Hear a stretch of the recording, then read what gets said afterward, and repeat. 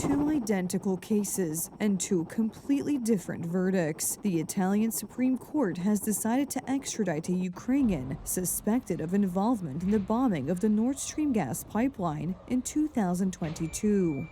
The Ukrainian was arrested in August in Rimini on the basis of a European arrest warrant. He appealed the verdict several times. One of the judges rejecting the extradition request pointed out that the action was a military act of defensive warfare, not civil sabotage. Despite this, the Court of Cassation ultimately agreed to the extradition. This is a completely different stance than that of the Polish court, which refused to extradite another Ukrainian suspected of sabotage. Niezależnie od tego, regardless of who blew up the Nord Stream 1 and 2 gas pipelines, as long as they acted within the framework of a just, defensive war on behalf of Ukraine. They did not commit a crime. Neither the Italian nor the German judiciary shares this opinion. Serhi's defense attorney pointed out that at the time of the gas pipeline explosion, he was a soldier in the Ukrainian armed forces, so even if he was behind the operation, he was following orders.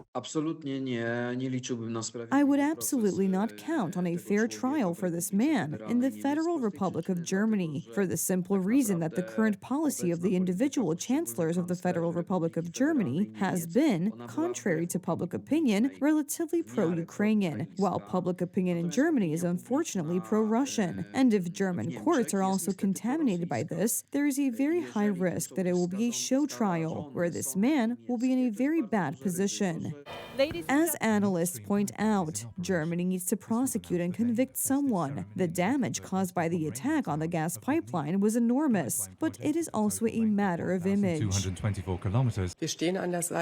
We stand with Ukraine and will continue to support it, but it is important to me that we are a country governed by the rule of law and that we thoroughly investigate crimes committed within our jurisdiction.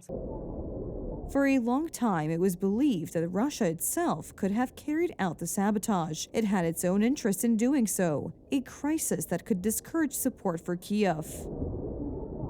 But I think if we look at who would actually benefit from disturbances, more chaos on the gas market in Europe, I think there's basically only one actor right now that actually benefits from more uncertainty, and that is Russia. Russia that is using gas exactly as a pressure point to sort of put pressure on Europe to essentially give up the support for Ukraine in the Ukraine war.